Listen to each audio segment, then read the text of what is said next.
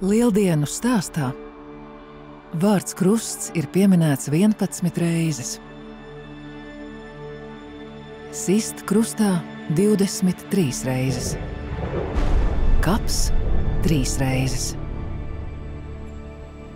Viens vārds ir pieminēts biežāk par visiem citiem – mīlestība.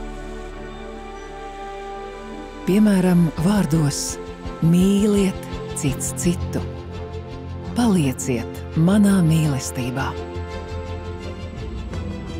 Nevienam nav lielākas mīlestības kā šī,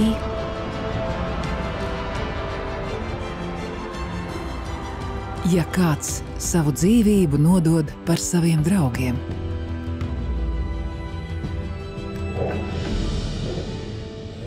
Svinot Jēzus Kristus augšām celšanos, atcerēsimies, neviens mums nav parādījis, kā mīlēt vairāk. Neviens mums nav izrādījis lielāku mīlestību. Šajās lieldienās atrodi jaunus veidus, kā sajust Jēzus Kristus mīlestību.